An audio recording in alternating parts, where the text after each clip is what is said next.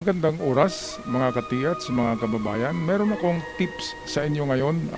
Nakuha natin kay Dr. Mario Bamar. Okay, Dr. Mario Bamar, kudos kay Dr. Mario Bamar sa magandang tips niya tungkol sa 10 klaseng ah, signs na mayroong mga ginto sa inyong ilog. Sa mga ilog ito mga katiyats, akin lang ito binahagi kasi totoo talaga ito. Mas malaki pa ang tsansa na yayaman kayo dito kaysa paghuhukay natin ng Yamashita Treasures, kasi ang buong ilog kapag atin yan na pinapaning, talagang makakuha tayo diyan kapag sundin natin ang tips na yan.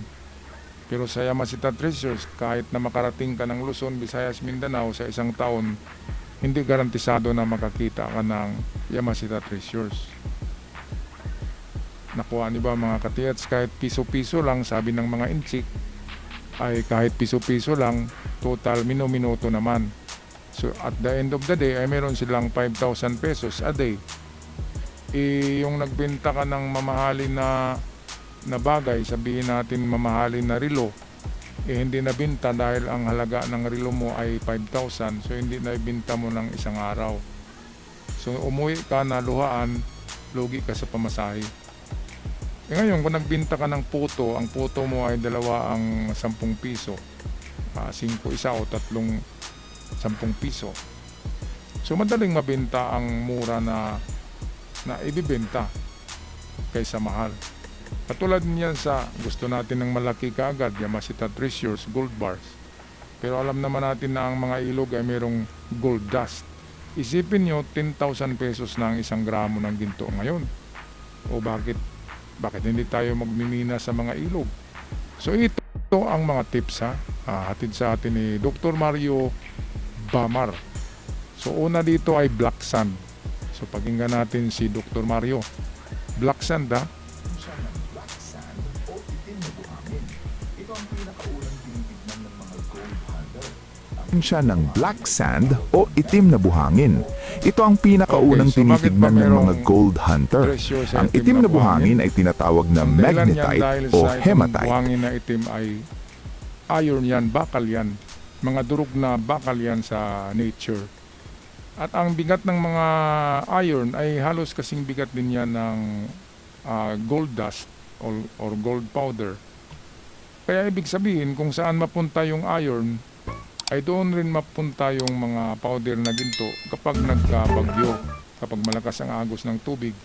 Natatangay din ng dahan-dahan ang iron. Kaya kung nasaan yung iron, kasi pareho silang mabigat ng ginto, sumasama yung ginto.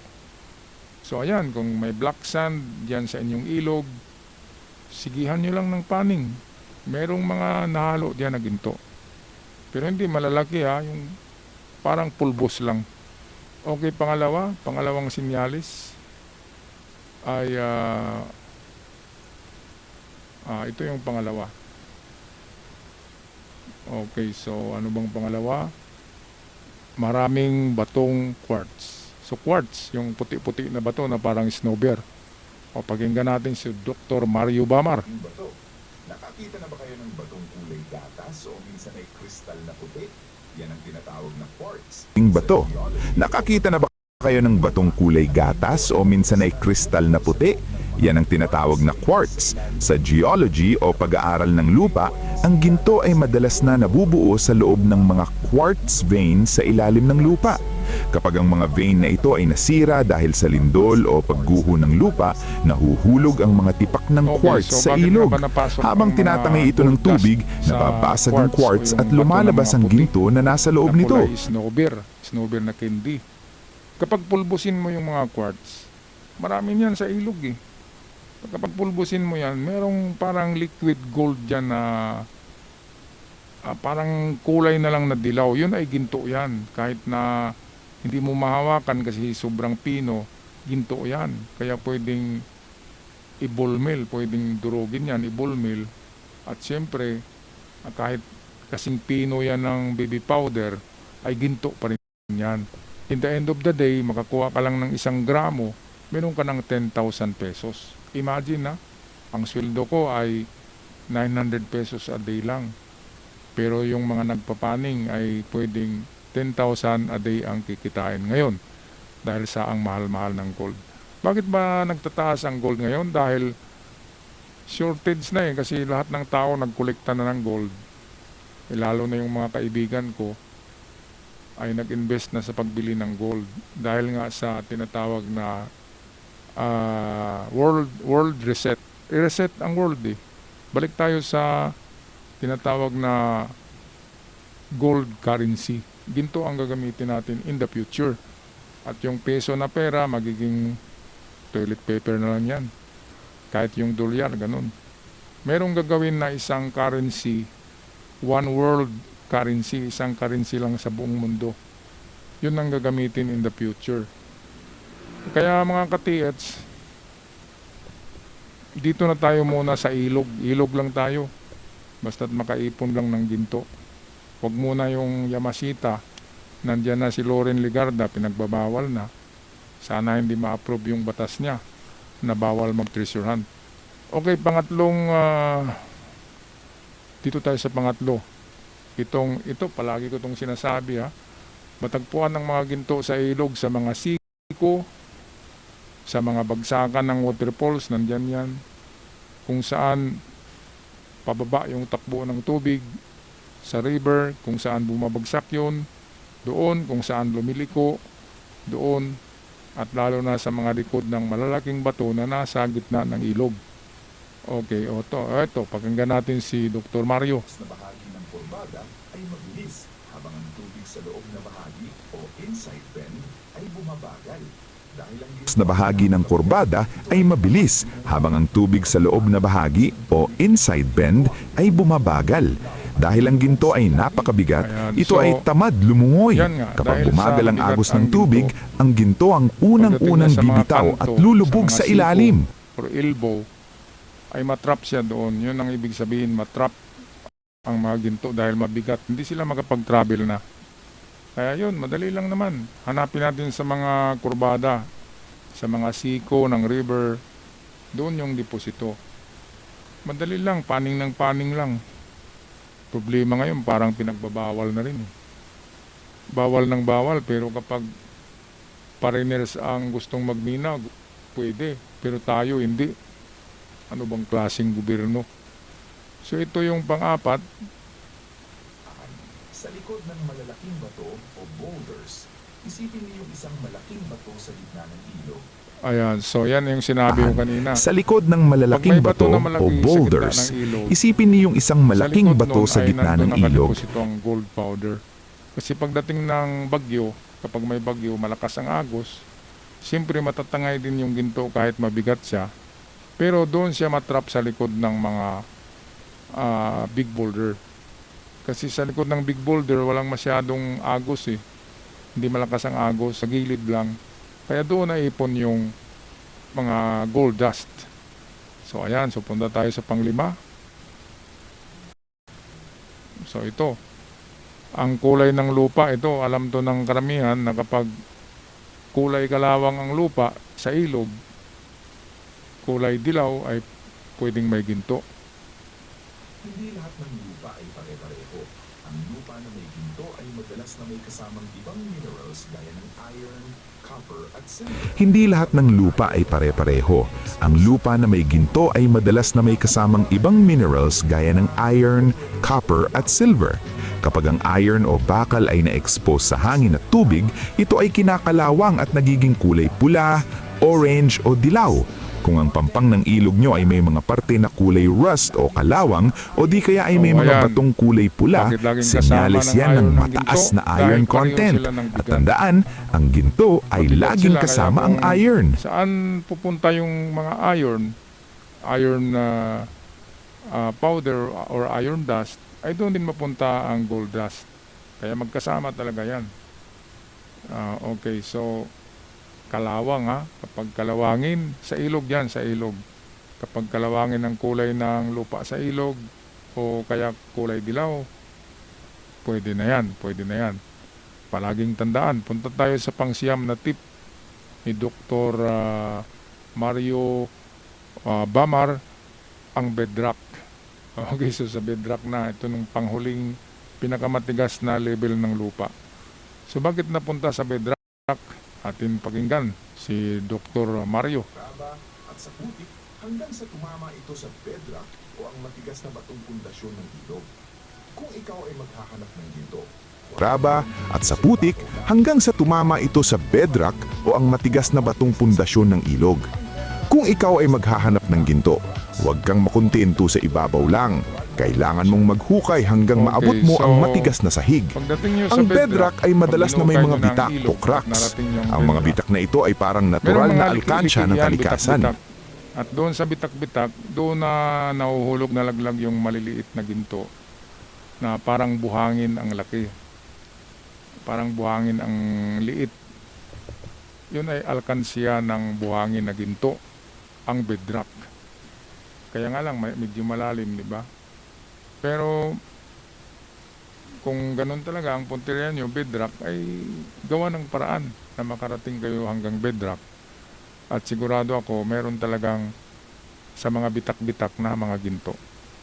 Napakagandang tips ito, Sharo. Sa 10 tips ay wala kayong makuhang ginto. Dami-dami niyan eh. Oh, ito. So itong tinatawag ko na na maliliit na waterfalls. Yung biglang bumagsak yung tubig. Waterfalls or maliliit na waterfalls. And then may butas dito sa binabagsakan ay parang bumibilog, malalim. Diyan na trap mismo diyan ang mga gold dust. Kaya yun palagi ang tandaan. So ito yun. Dito sa ilalim. Dahil dito ang mga gintong daladala ng agos ay nade-deposito sa ilalim ng talon o sa bunganga ng malalim na hukay. Ayun. Nito sa ilalim. Dahil dito ang mga gintong daladala ng agos ay nade-deposito sa ilalim ng talon o sa bunganga ng malalim na hukay. Ito ay parang trap o bitag. Maraming mga gold panners ang sumisisid sa ilalim ng maliliit na talon dahil doon naiipon ang pinakamabibigat na materyales galing sa taas ng bundok. Malalim na parte. Kaya nga doon sa Pagsanhan Falls at Maria Cristina Falls, maraming nakukuhang mga mga ginto doon na sinisisid na maliliit. Dahil yun nga, sa tagal ng panahon, natatangay talaga yung mga gold powder dahil sa bagyo at malakas na baha. Okay, punta tayo sa pangwalo. Anong meron sa pangwalo? So ito, ang presensya ng garnet at iba pang mabibigat na bato.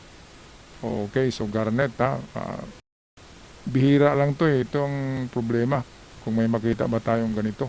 At itim na buhangin, ibig sabihin ay nasa tamang lugar ka o phase 3. Ibig sabihin ito, sapat ang lakas ng tubig sa lugar na iyon para ipunin. At itim na buhangin, ibig sabihin ay nasa tamang lugar ka o phase 3. Ibig sabihin nito, sapat ang lakas ng tubig sa lugar na iyon para ipunin ang mabibigat na bagay. At kung kaya nitong ipunin ang garnet, kaya rin nitong ipunin ang ginto. Pangsyam sa ating listahan, lumang kwento at kasaysayan ng pagmimina. Ayan. So, Wala kahit nang hindi mas panahon ng gaganda pang hapon, senyales o kaysa sa Amerikano, kasaysayan. basta't yung lugar ay Magtanong-tanong sa mga pinagminahan, matatanda ibig sa inyong sabihin, lugar, meron pang natira meron bang dyan, nagmimina konti. doon nung panahon ng Hindi hapon naman o mauubos ang gold. Katulad sa Mount Diwalwal, hanggang ngayon meron pang ginto eh. Mount Diwalwal sa Mindanao. Napakaraming ginto dyan. Grabe. So, history.